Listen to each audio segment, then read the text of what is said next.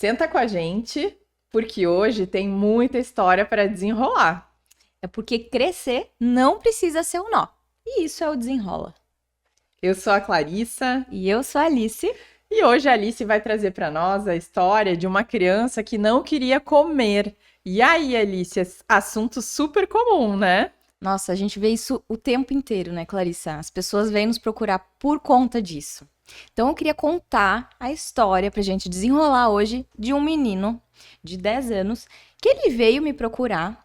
Os pais, né, trouxeram a criança com essa queixa. Ai, Alice, ele não quer comer, ele tá violento em casa, ele briga com tudo. Era uma criança que tava super estressada, assim, né? E a maior preocupação dos pais é porque na hora de comer ele não aceitava nada. Era uma criança que tinha um desenvolvimento normal, era uma criança que sempre comeu bem e de repente não queria mais comer e fazia briga com tudo. E na escola, Alice, também era assim? Então, esse é um ponto bem chave, né, Clá? Quando a gente vai falar de infância, a gente tem que saber os ambientes por onde essa criança passa. Quando os pais me procuraram, eles obviamente queriam exames, ver o que estava acontecendo de errado no corpo daquela criança que não queria comer nada. E a primeira coisa que a gente faz é entender como é que é a vida dessa criança, né? Diferente muitas vezes do que os pais gostariam, né? Porque eu não sei se tu concorda, mas hoje a gente vê que existe uma vontade de simplificar e agilizar tudo. Então, como tu disse, esse paciente, os pais já chegaram pedindo exames. Então, todo mundo acha, né? Uma criança não quer comer. Ah, então tem que fazer exames, deve estar com a vitamina baixa, deve estar. Mas sempre tem outras coisas para a gente ver, né? Por isso que uma história detalhada é importante. Sim, Clá, e foi por isso que eu resolvi trazer essa história hoje para contar. Porque ela é um exemplo para muitas crianças. Porque muitas crianças passam por esses mesmos problemas e param de comer e os pais acham que é alguma coisa orgânica, uma coisa do corpo, né? Então foi assim. Primeira coisa que eu converso muito com elas, né? Então, assim, eu perguntei pra ele, ai, me conta como é que é em casa. Ele falou, ai, legal. Ele era um menino, assim, muito quietinho, muito na dele. Os pais falavam bastante, sabe? Então, eu sentia que ele ficava meio preso, assim. E aí eu comecei a me direcionar apenas para ele, assim. E aí eu comecei a perguntar pra ele: "Me conta, como é que é na escola? Tu gosta de ir na escola?" Ele falou: "Ah, gosto." Aí eu falei: "Gosta mesmo?" Daí ele: "Ah, não gosto muito." Daí eu falei: "Por que que tu não gosta?" Daí ele: "Ah, tem umas pessoas chatas." Eu falei: "Quem é chato? São os profs ou são teus colegas?" Aí ele me contou assim: "Ai, é o Pedro." Aí já não me nomeou, né? Aí, não sei se era Pedro, tá? Tô dando um chute aqui. Aí eu falei, mas por que que tu não gosta do Pedro? Aí ele falou, ah, porque o Pedro me xinga. Te xinga? Faz tempo que ele faz isso? Ai, faz muito tempo. E o que que mais ele faz? Ele me bate. Ô Alice, só te interrompendo um pouquinho. E qual era a reação dos pais enquanto tu ias perguntando essas coisas para a criança? Os pais, eles faziam assim, eles olhavam pra criança, olhavam pra mim, porque pelo que eu entendi, eles nem sabiam que a criança não gostava de ir pra escola porque tinha algum motivo. É aí que eu queria chegar. Provavelmente os pais nem estavam cientes do que estava Não, acontecendo, né? não estavam. E às vezes está ciente, mas é que acha que é coisa de criança, é briga de criança. Ah, as crianças são assim mesmo, elas não se entendem, né? E a gente passa panos quentes nisso, como se não fosse nada, né? Só que imagina um serzinho se desenvolvendo, né? Todas as relações interpessoais, a autoestima, né? Quanto que isso estava interferindo nele. E aí eu perguntei pra ele, o que que tu sente quando tu vai na escola? Daí ele falou, ah, eu fico com medo. E aí, quando ele falou, fico com medo, o pai encheu o olho de lágrima, assim, né? Aí eu perguntei pra ele, por que que tu tem medo de ir pra escola? Ele, porque que eu sempre apanho lá, ele sempre bate em mim, me xinga, né? E aí o pai começou a. Daí tá bom. Aí conversando sobre isso. Aí o pai falou assim: Alice, ele também ele fica se fazendo, ele quer para ir pra escola, ele nunca quer pegar o ônibus, porque a gente tem que brigar com ele finge que tem dor de barriga pra eu levar ele depois, é sempre um drama. Aí eu perguntei pra ele, o Pedro tá no ônibus também? E ele falou, sim! Aí eu olhei pro pai e eu falei assim, é por isso que ele não quer pegar o ônibus. Sempre tem um motivo. As coisas nunca acontecem assim do nada, né? E aí tu imagina, agora tu me contando essa história para nós, eu fiquei pensando, né? Um lugar que, porque eu lembro da minha infância, acho que tu também, né? Os dois lugares mais seguros que a gente tem para estar em casa, com os nossos pais, com os nossos cuidadores, e na escola, né? Que tem Uhum. os professores, nossos colegas, a gente cria vínculos. Então eu fiquei imaginando como essa criança estava se sentindo, sendo que no ambiente seguro ele não tinha segurança, né? Exatamente. Uhum. E foi justamente isso que eu questionei pros pais, né? Aí eu me direcionei pros pais e eu falei: imagina só, tu vai pro colégio, que é pra ser justamente um lugar seguro, e tu sente medo, tu fica amedrontado, né? Tu apanha lá. Tu chega em casa feliz, contente, super disposto? Não, qualquer pessoa no mundo vai ficar abalada com isso. Chega em casa e perde a fome, não quero comer, não tenho vontade de fazer nada. E aí o que que ele recebe em casa? Que era como os pais tinham me dito, né? A gente fala, força, xinga ele, nada adianta. Aí ele fica violento, daí ele bate, né? E aí ele chega em casa, que era o momento que era para ser acolhido, né? E não, aí é outro ambiente que forçam ele a comer, que cria aquela situação, né, de tipo que o Que alimento. briga, que xinga e ele volta a ter medo. Exato. É um ciclo que vai se repetindo, Sim. né? E aí então, que ambiente que ele tem segurança? Porque para uma criança se desenvolver bem, ela precisa ter um ambiente seguro, ela precisa ter estabilidade, ela tem que ter controle das coisas, né?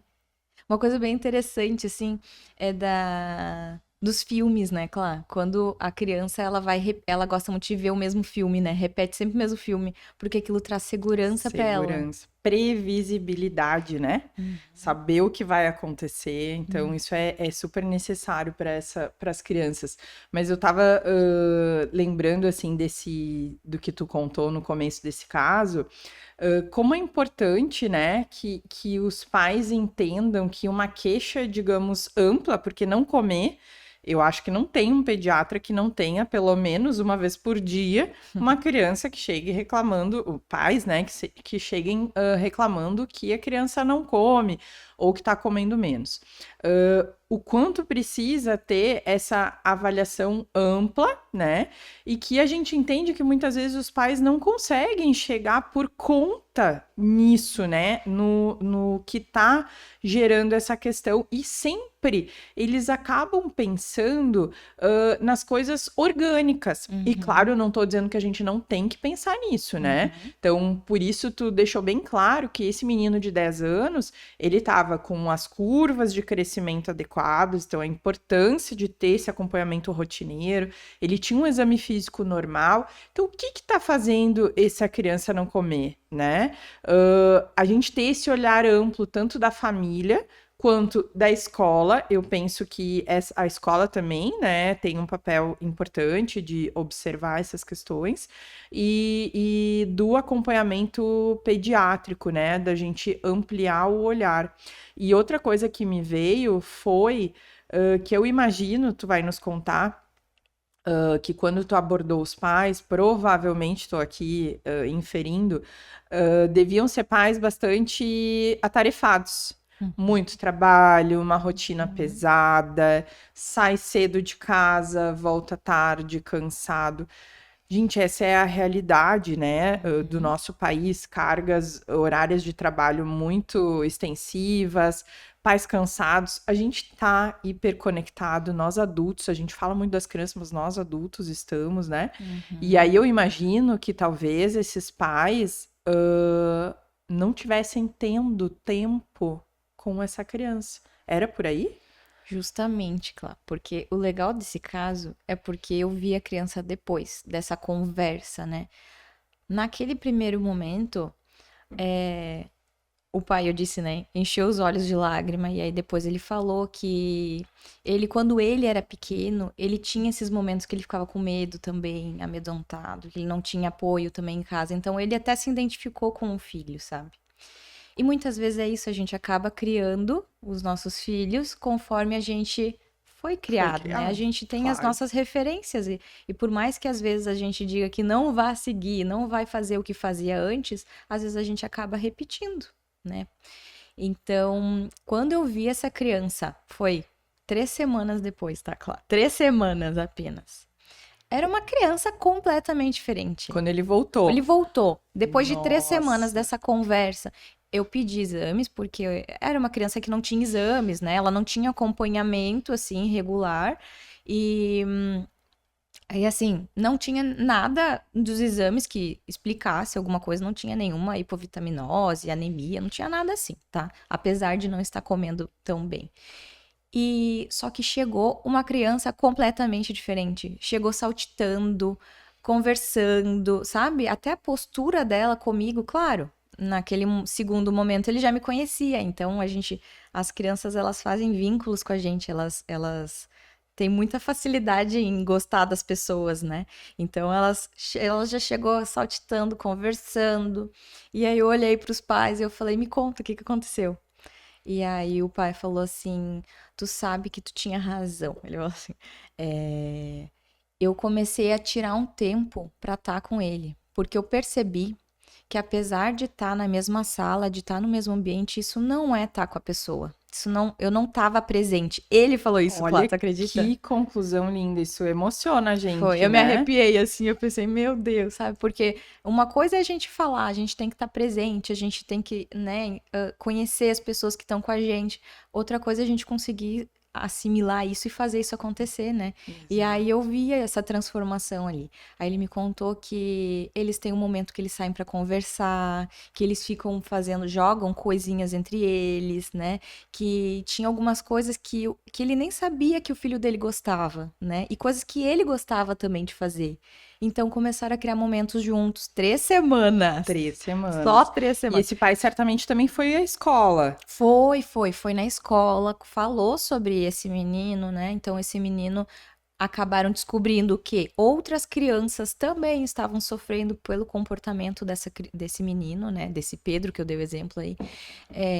Então ele tirou esse agravamento do lado do colégio, né? E ele disse que agora estava super legal de ir no colégio. Ele ficava empolgado de ir no colégio, ele ficava empolgado de pegar o ônibus para ir no colégio, sabe? Virou outra criança. E e aí o pai falou assim pra mim, ai, sabe, às vezes ele me fala, pai, quero te contar uma coisa, mas não quero que tu conte pra mãe, porque eu sei que a mãe vai contar pros outros. E ele disse assim, e eu tenho segredos com ele, sim, porque eu acho que isso é uma relação, uma amizade, sabe? E daí ele É falou assim, vínculo, né? vínculo, É presença. é, Tu foi me falando isso e eu pensei assim, né? Quem tá num relacionamento, por exemplo, uhum, duradouro, né, de mais tempo, deve perceber que a gente passa por momentos de desconexão. Falando agora de casais, né? Só uhum, para a gente fazer o contraponto. E se nós formos estudar e conversar com psicólogos e tudo, qual é uma das orientações que a gente recebe? E tá cheio disso nas redes sociais, né? Seja proativo, ou seja, não espera ter um momento perfeito para namorar, para sair para jantar, para conversar. Criem rotinas. Então, assim como a gente tem a agenda dos nossos compromissos de trabalho, da escola dos filhos, enfim, ter compromisso nas relações, né? com E aí certeza. isso me veio porque a gente pensa muito nisso, é interessante que a gente busque, né, esses momentos. Às vezes vai ter que pôr na agenda, olha. Eu vou toda sexta-feira eu vou sair para jantar com meu marido e para a gente poder ter um tempo para nós e namorar. E da mesma forma, a gente faz isso com os filhos, né? Uhum. Ter esses momentos longe de tudo, longe de TV, longe de celular, longe de distrações, e que às vezes, porque assim, a gente também tem que entender, né, Alice, a rotina corrida das famílias e a Uhum. necessidade que as famílias têm de trabalhar fora, de realmente conseguir colocar as coisas dentro de casa, mas isso nunca pode ser superior, né? Não pode ter uma importância maior do que estar presente certeza. com essa criança. E não precisa sentar, ai, vamos sentar para conversar. Eu adorei que tu falou que eles criaram novas rotinas. Ah, nós Uhum. vamos dar uma caminhada, nós vamos jogar uma bola, nós vamos brincar um jogo de tabuleiro, porque às vezes é no meio desses jogos, e principalmente algo que eu sempre falo para as famílias, do contato visual, ou seja, olhar no olho, que a criança se sente vista, se sente acolhida e se sente segura, né? Outra coisa que me chama a atenção nesse caso que tu nos trouxe é a criança não contou para os pais. Não. Porque até aquele momento, ele não viu nos pais segurança para contar algo de ruim. Sabe que isso é uma coisa que é óbvio que a gente, como pediatra, estuda e aprende, e lembrando que a gente fala aqui sempre embasado em ciência, e nesse caso em neurociência, né? Mas eu tive o privilégio de aprender isso com a minha mãe. E é uma coisa que eu vi depois nos estudos, que realmente isso se vale, né?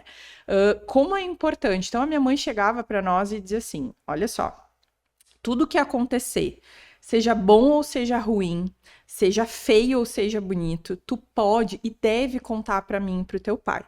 Se for feio, se tu fez errado, se não for uma coisa bonita, se tu tiver vergonha, mesmo assim tu deve contar. A gente não vai te dar apoio para as coisas que estão erradas, no sentido de dizer que tá tudo bem, né? Mas a gente vai estar sempre aqui para te acolher e te direcionar. Ela não falava com essas palavras, mas ela sempre deixou claro. Então, assim, eu nunca tive medo de chegar e contar as coisas para os meus pais e como isso é importante e como a gente tem visto se perder isso, né? Muito. E, tua mãe foi 10 de 10, né? Te criou, Clarissa. Mas, Exagerado. assim, A tua também. a minha é o máximo mesmo.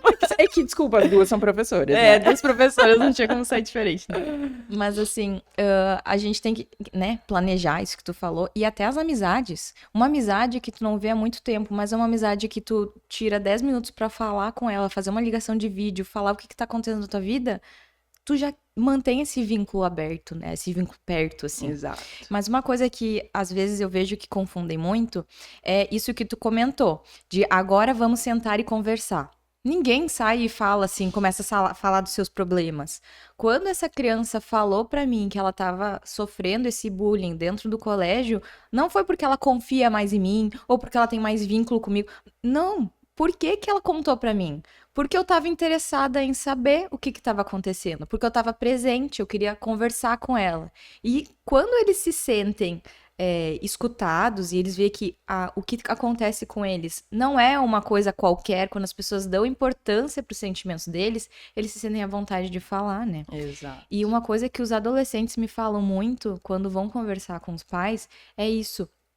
Eu não sei, eu tenho medo da reação, ou eu não quero chatear eles pra contar isso, ou eu tenho medo que eles me xinguem, ou o que que eles vão achar, o que que eles vão julgar de mim. Tem alguns que falam assim, mas não vão dar valor pro que eu falar, então o que que adianta eu falar, sabe?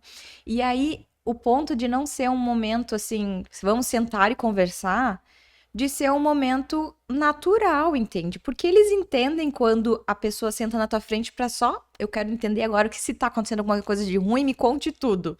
Não é assim, ela não vai falar. Exato. Né? E aí eu penso em dicas, né, para as famílias, porque esse caso do menino que não comia, né, que parou de comer, que diminuiu a alimentação, isso a gente pode extrapolar para vários outros sintomas que eu vejo, tenho certeza que tu também no consultório. Então, muitas vezes os pacientes vêm com dor abdominal crônica, dor na barriga, né? E aí os pais sempre acham, e tudo bem, a gente precisa pensar, isso faz parte, né, da avaliação pediátrica, que é algo orgânico, né, que é vermes, que é... E, gente, muitas vezes, tá? Eu não sei dizer se é a maioria, mas grande parte das dores abdominais, dor de cabeça, crônicas, que não tem o que a gente chama de sinais de alerta e que a gente avalia a criança está bem, é algo emocional, comportamental, alguma coisa. Então, também a questão de ter essa avaliação e esse olhar, então procurar também profissionais que também estejam presentes e dispostos para ouvir, e não só, vamos fazer um exame, toma aqui uma vitamina, um remédio para vermes e tchau. Não, a gente precisa também estar disposto para ouvir e perguntar, né? O profissional precisa ser proativo de perguntar da rotina, da família, problemas familiares, tudo. Mas aí eu pensei em dicas, né, para as famílias. E a primeira dica que me vem na cabeça, que não é bem uma dica, de novo, baseado em ciência, procurem os adultos, cuidadores dessa criança, olhar para sua infância, se conhecer, saber quais são os gatilhos, porque qual é o principal problema que a gente percebe nas relações hoje? O que a criança traz, às vezes, imediatamente, né? Vamos supor que essa criança tivesse falado, pai, eu não tô comendo porque o fulaninho tá me batendo.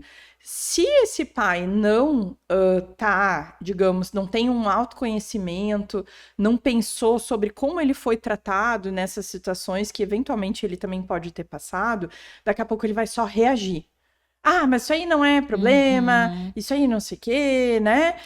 De uma forma, assim, aguda. Às vezes a gente precisa de um tempo, né? Então, deixa a criança falar, só ouve, tu não precisa reagir imediatamente. Mas isso é uma construção. E essa construção começa com o adulto. O adulto buscar se conhecer, lembrar da sua infância. E eu sempre falo assim, olhar para os pais, para os cuidadores, porque nem todo mundo teve a oportunidade de ter pais presentes, né? E pensar assim, o que eu quero levar adiante que foi bom para mim e o que eu não quero. Não com um olhar de culpa, mas com um olhar de sensibilidade, de entender que, obviamente, as pessoas que nos amam fizeram o melhor que elas podiam com aquilo que elas têm, mas que todos nós vamos errar. Então, vamos transmitir para as gerações não só genes, vamos transmitir mudança de comportamento, né? Sim, sim. E eu queria aproveitar também, claro, para falar dos estilos parietais, né? Porque eu acho que isso é uma coisa bem importante. Então, quando a gente tem pais que têm muito controle, dão muita responsabilidade para a criança, mas elas não acolhem a criança, é uma criança que ela se desenvolve, ela vai ter boas notas no colégio, porque ela sabe seguir regras, né? Os pais são muito rígidos, dão muita responsabilidade para ela. Vai ter boas notas, mas vão ser crianças inseguras, pessoas inseguras, né? Porque elas precisam sempre obedecer e não tem ninguém que acolhe elas, né? Mas aí quando a gente tira esse controle total, né, não dá responsabilidade, mas também não acolhe, a gente tem um estilo parietal que a gente chama de negligente, né? Então a gente não pede nada, não cobra nada deles, mas a gente também não tá lá para dar apoio. Ou seja, são quando as crianças fazem o que elas querem fazer, elas não têm nenhum compromisso delas, são adolescentes que saem numa noite, nem avisam quando saem, não avisam quando vão voltar, porque, tanto faz, o pai deixa eu ser bem livre, assim, não tem nenhuma responsabilidade. Ou seja, são os extremos, né? Extremos. Isso vai fazer com que essa criança, ela cresça sem regras, assim. São crianças que elas não vão bem na escola, porque elas não têm compromisso de tirar boas notas, né? São crianças que têm alterações comportamentais, assim, né? E aí, quando a gente vai para um outro lado, que é quando a gente dá só afeto e não dá responsabilidade, a gente tem o estilo permissivo, né? Então, isso a gente vê muito hoje em dia, porque tem uma geração de pais que foi muito controlado. E aí os filhos acabam sendo assim, não vou controlar, eu não vou fazer meu filho passar porque eu passei. Vem cá, filho, eu vou dar comida pra ti. A gente chega em adolescentes que não sabem amarrar o tênis, Clarissa, que não sabem comer sozinhos, que não sabem se servir um prato, porque sempre tinha alguém ali para fazer as coisas por eles, sabe? Então, não cria autonomia. São pessoas que depois não têm autonomia, não têm segurança, né? Então, porque apesar de ter todo o afeto, elas não tiveram essa questão de se desenvolver.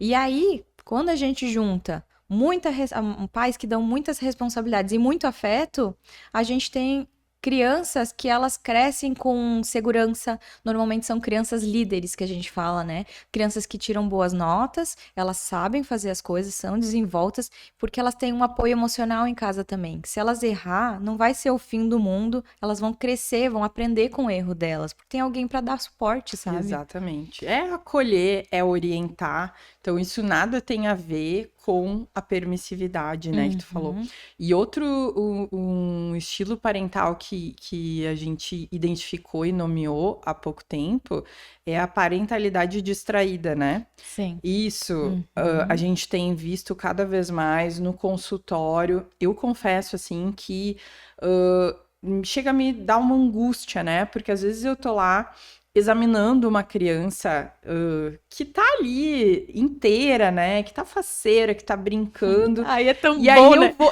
É uma gostosura, assim, Aham. né? E aí, às vezes, eu vou mostrar, porque a gente provoca eles, inclusive, para observar, para examinar o desenvolvimento. E aí eu vou mostrar, olha o que ele tá fazendo, e eu vou olhar pro lado, porque eu acabo ficando de costas aqui para a cadeira. Eu vou olhar pro lado, o pai ou a mãe tá aqui no celular. Então, assim, é claro, gente, eu entendo que isso não é de propósito, não é uma maldade, assim como os pais que têm pouco tempo, né, porque trabalham bastante, a gente também precisa acolher esses pais, né? Não é fácil a vida hoje em dia de pais e que trabalham, mãe e pai que trabalham, né, ou só mãe ou só pai. Mas a gente precisa, em primeiro lugar, dar-se conta que isso existe, que isso não é legal.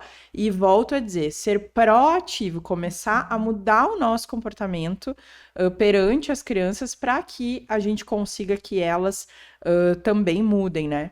E aí tu falou isso aí, que esse tipo de comportamento daqueles que fazem tudo, que os pais fazem tudo por eles, né?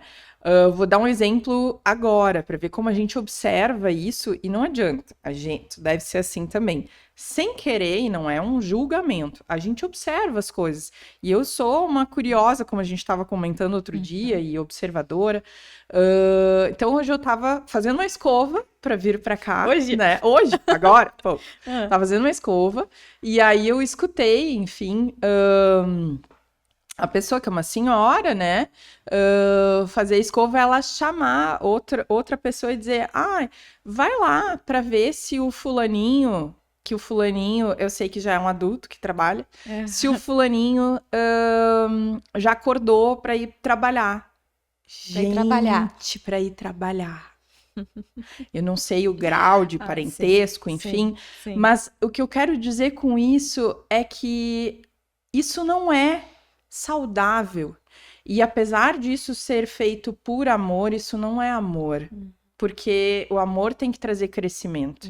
E isso não traz, isso traz regressão emocional, né? Essa superproteção. A gente tem que criar pessoas que elas consigam viver por elas só, né? A gente não pode criar pessoas dependentes da gente, depende de outras coisas. Até porque senão depois viram adultos que eles tudo precisam de uma validação externa. Nunca tão bem, sabe? Então, mas Exato. assim, fechando esse caso, Clarissa, Eu ia dizer, porque a gente já desenrolou bastante por aqui. eu queria te contar que esse menino tá comendo feijão, Olha aí. salada, verduras, ele tá comendo de tudo agora, porque ele conversa com o pai, ele sabe que é saudável, ele tá uma criança feliz e eu fiquei muito feliz com esse desfecho dele, assim, né? Claro que é uma coisa contínua, assim, né? Então, olha o que faz, voltando, não adianta, né? A gente puxa assim a brasa para o nosso assado. A importância de uma avaliação pediátrica ampla, que olhe o todo, que olhe a criança como um todo, ou seja, uma criança integral com a família, com a escola, com o seu corpo, né? Poxa, muito bacana, parabéns, Alice. E aí, eu queria dizer para você aí que está nos ouvindo, nos assistindo, se tem algum nó por aí para desenrolar, manda pra gente. Porque aqui no Desenrola, a gente desenrola alguns nós, Clarissa. É isso. Isso é o Desenrola.